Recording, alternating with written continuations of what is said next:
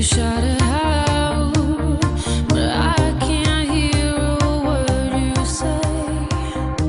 I'm talking loud, not saying much.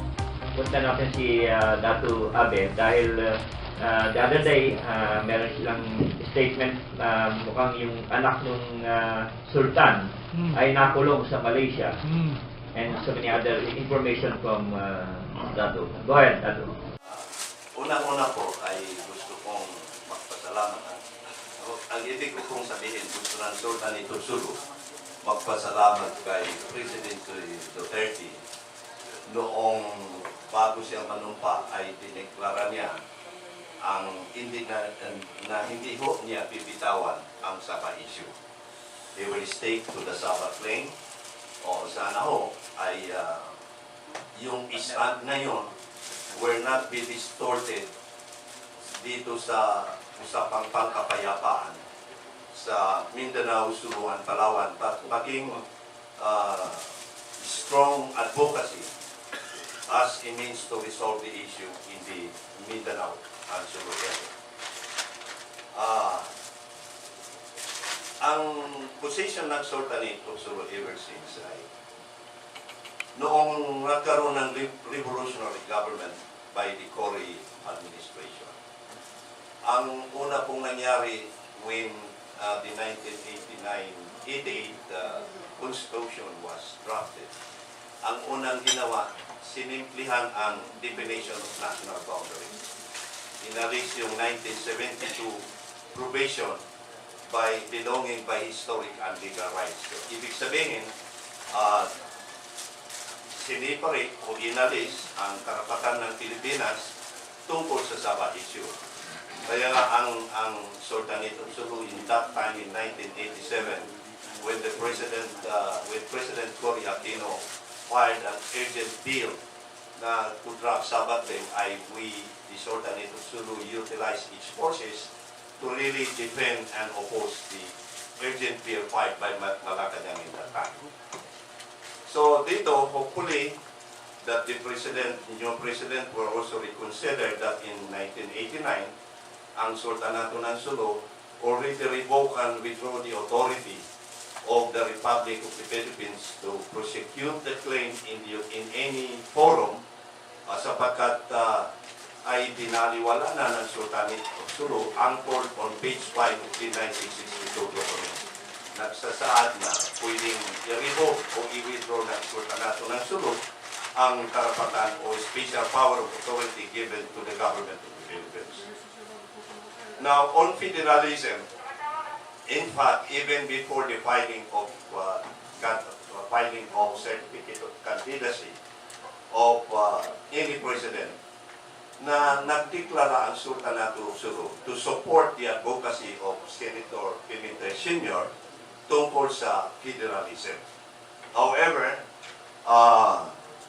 with cautious pessimism, ang sabi ng bagong sultan, si Sultan Pugdalon Kiram II, without prejudicing the ancient territorial boundary of the Sultanate of Sulu. I would like to reiterate, without prejudicing the ancient territorial boundary of Sulu. Sapagkat kung territorial boundary ng Sultanate of Sulu ang pag-usapan, ito ay mga Basilan, Sulu, Tawi-Tawi, Zamboanga Peninsula, and Palawan. Because since the creation of the autonomous government under the Marcos regime to the regime of President Aquino, dalawang beses na ang territorial boundary ng Sultanate of Sulu ay nahati.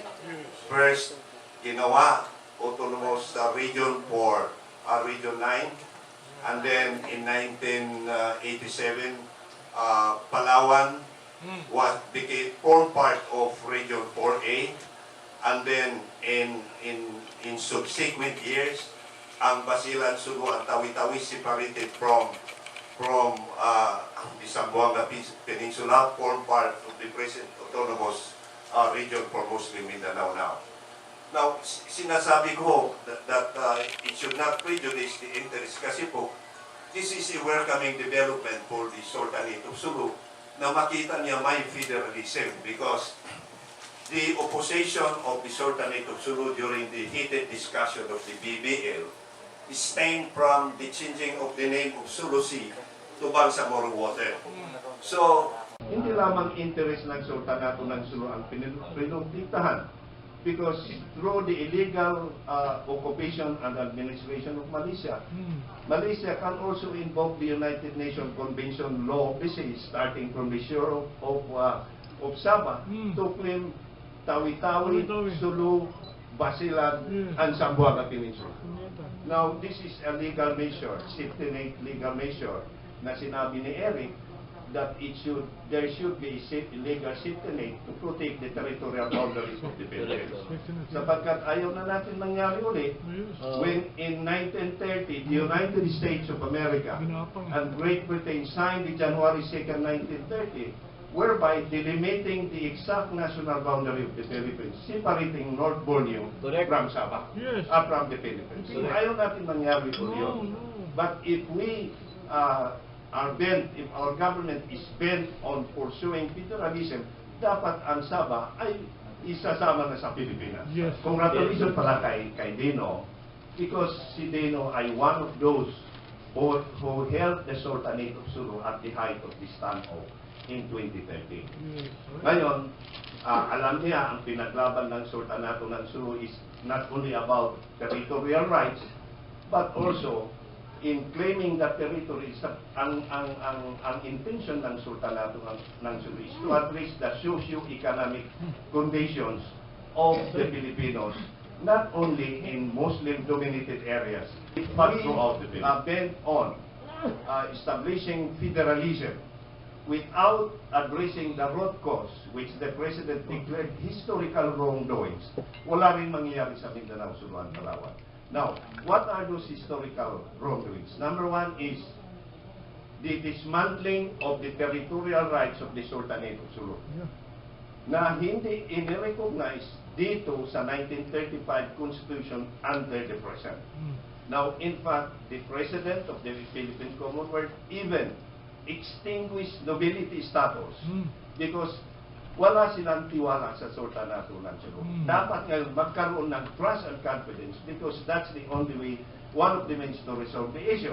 Now, secondly, in terms of federalism, ang PSO ay dapat din tingnan the root cause of poverty. Sapagkat itong poverty, ito nga ang nag-udyok sa mga martial law babies who are now abusaya in Basilan, Sulu, and Tawi-Tawi, creating confusion and terrorism in our country, affecting the identity and dignity of majority of Muslims or inhabitants in the area. So dapat din pagtuunan ng pansin ng TISDA, hindi lang yung tungkol sa those that are affected by the drug menace, but also should look into the problems that the creation of the martial law babies resulting from the Mindanao conflict for 4 decades, ito na nga ang approach niya, nagkaroon ng abusaya. So in order to prevent radicalization of the minds of the youth in these areas, dapat more tingnan what can be done to these martial law babies in order not to proliferate the confusion and problems in the area. Now, another reason is that another thing which the Sultanate of Sulu can contribute to the Philippine affairs, sapagkat ang mga bansang na nagkaroon ng treaty with the Sultanate of Sulu are still sovereign and powerful nations to this day. Halimbawa, the disputes between the Philippines and China on the West Philippine Sea. Marami ho tayong hindi nakakaalam na there was a treaty entered into between the Eastern Kingdom of Sulu and China in 1405 in the title of in the treaty known as Treaty in the Status of an Independent Tributary State. Ibig sabihin, the two ancestral sovereign nations, the Eastern Kingdom of Sulu and the Ming Dynasty of China committed not to intervene in its internal affairs. So while we are pursuing the problems, the disputes anchored on the decision of the International Tribunal along the lines of invoking UNCLOS, dapat ang gobyerno natin gamitin din ang historical background to establish cultural relations between China and the Philippines, sapagkat this will justify the visits of some of the living royal families to visit their ancient ancestors buried in Disu City, Shandong Province. So this way will prove that really our country, as already invoked and supported by U.S. State Secretary Kerry, dito sa sinasabi na diplomatic discussions to achieve peaceful resolutions of the problem in the West Philippine Sea. So, overall, ang Sultanate of Sulu, under the reign of Sultan Kukdalun Kiram II, who succeeded Sultan Jamalul Kiram III and Sultan Ismail Kiram II, as well as the late Raja Buddha Binuddin Kiram, ay suportado sa lahat ng gagawin ng ating presidente, hindi lamang tungkol sa dispute sa Sabah Sea, sa Sabah territory, ngunit sa lahat ng problema na makakabuti sa ating bansa. Maraming salamat po. As a long-time student of Filipino Muslim affairs or the Sabah issue, you know, I think now it's a given that Malaysia will not give back the territory of Sabah, which we all know is a legitimate territory of the Sultanate of Sulu, based on the Pajak arrangement that is being consistently being misinterpreted by the Malaysian Federation. Now, the bottom line here really is, are the 1,000 people ready to shed blood to impose or to regain their birthright? Unang-una, for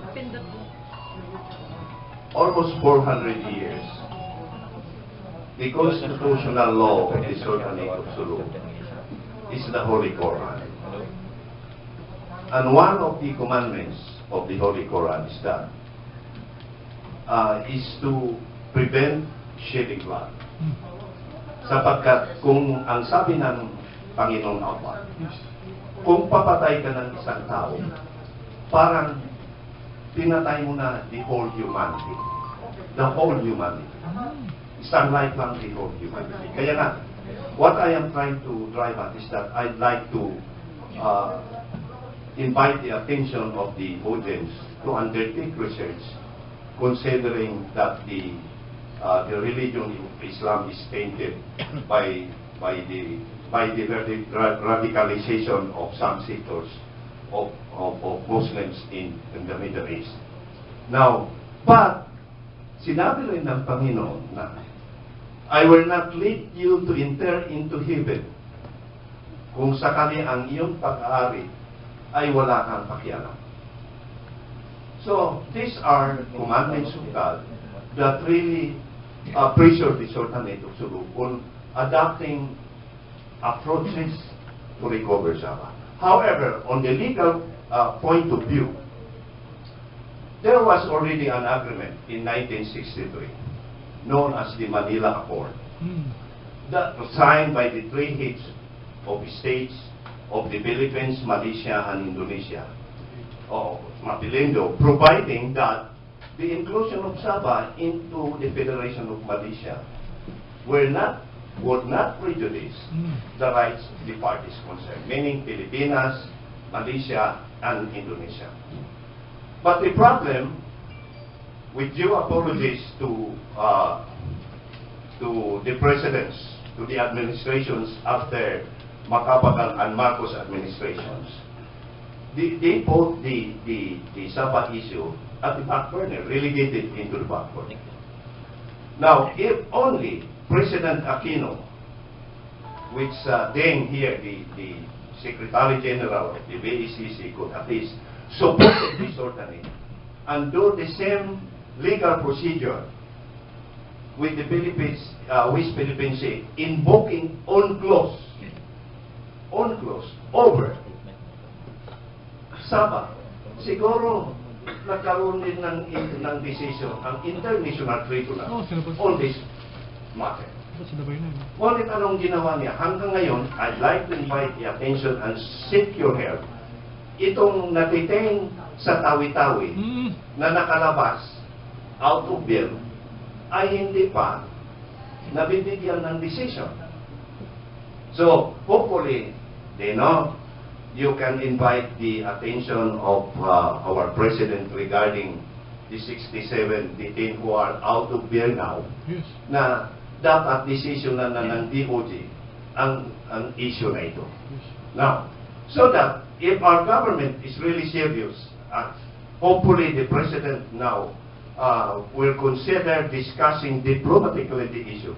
Dapat ang SABAH ay nasa atin prior to the discussion of members of the Constitutional Convention or the Constituent Assembly para wala ng legal impediment kung sakasakali ang SABAH ay isasama sa Pilipinas. However, I'd like to respectfully bring into your attention na sana naman the present administration will not do the same as the previous administration did without consulting the Sultan of Sulu with specific reference to the SABAH issue. Therefore, I should have changed my question, but rather gave commendation to the brave and courageous House of Warriors who took the initiative to fight for the birthright, particularly the 200 House of Warriors who went back to their own land. Ang pasasalamat ng Sultanato ng Sulu under the leadership of Sultan Pugdaron Tiram II sa ating Presidente for his position tungkol sa SABAH issue. Now, also, in behalf of the present leadership of the Sultanate of Sulu, ideklara namin na full support ang Sultanate of Sulu dito sa federalism. Sapagkat kung mararapatin natin to recall the system of government of the Sultanate of Sulu, parang federalism din ang outlook niya. Sapagkat each state like Basilan, Suluan, Tawi-Tawi, Zamboanga Peninsula, Palawan, ang kanilang leader ay tinatawag na Datu Bandahara, kung saan equaling the position of the Governor General of halimbawa sa Australia or Commonwealth governments, something like that.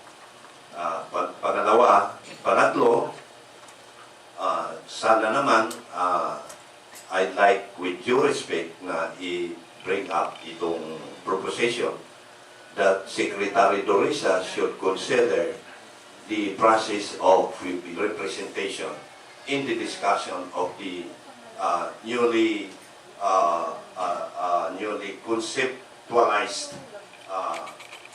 form of government dito sa autonomous region, sapagkat we heard from the pronouncement kay Secretary OPAC, ng Secretary ng OPAC, there are 8 MILF, 3 MNLF, then the 3 will be distributed to the Sultanate, to the indigenous people, and also maybe the Christian. Dapat sana gawin ang Sultanate's representation tatlo, meaning Sultanate of Sulu, Sultanate of Maguindanao, and Sultanate Sublano. Thank you very much. I'd like to remind you that my books, 5 books, kasi yung Conspiracies and Controversy, that the 3 books now are now available at Amazon.com. Mas easier to get it from there kasi sa mga bookstores dito, dahil ito kinoconsign mo, lugi, tapos hindi ka pa mababayaran. Doon, simple lang, mura pa. Napakamura, laki. Plus, the book of Mal and my other new books will be coming by August sa Amazon.com din.